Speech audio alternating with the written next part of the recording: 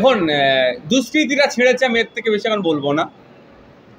Officer এসেছিলেন, একজন আমার সাথে কথা বললেন, তাকে বিষয়টা বললাম, আমাদের লিখিত অভিযোগ দায়ের হচ্ছে।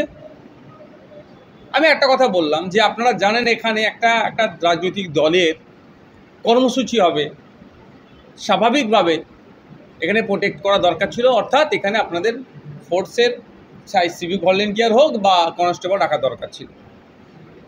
সেই বিষয়টা তিনি যে উত্তরটা দিলেন আমাকে সে তত পছন্দ লাগেনি। তারপরেও বলছি, দুষ্কৃতীরা এসে রাতের অন্ধকারে আমাদের এখানে অঞ্চল পোলরহাট 1 নম্বর অঞ্চল, পোলরহাট 2 নম্বর অঞ্চলে আজকে অঞ্চল সম্মেলন আছে, অর্থাৎ রাজনৈতিক একটা কর্মসূচি আছে, ইন্টারনাল কর্মসূচি।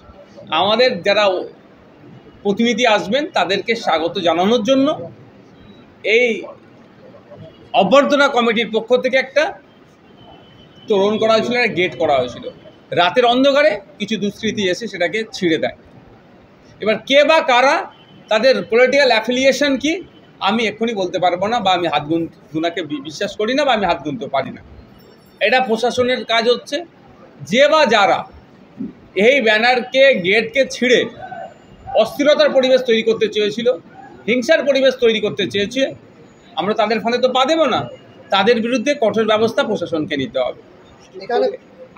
এই প্রশাসন দেখুক, বা রাজ্য সরকার দেখুক, বা প্রধান দল, শাসক দল দেখুক, যে পশ্চিমবাংলায় গণতন্ত্রটা কিভাবে, শাসক দলের যিনি চিফে আছেন দেখুক যে পশ্চিমবাংলার গণতন্ত্রকে কিভাবে গলা টিপার চেষ্টা হচ্ছে।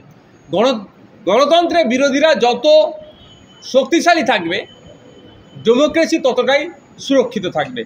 কিন্তু দুর্ভাগ্য আমাদের, কি রাজ্য সরকার কি কেন্দ্র সরকার দেখুন, সবসময় অপোজিশনের গলা টুটিকে টিপে ধরার চেষ্টা করছে, অর্থাৎ ডেমোক্রেসিকে দুর্বল করার চেষ্টা করছে। আমরা এটা হতে দেব না। আমাদের সর্বোচ্চ দিয়ে ডেমোক্রেসিকে শক্তিশালী আমরা করব।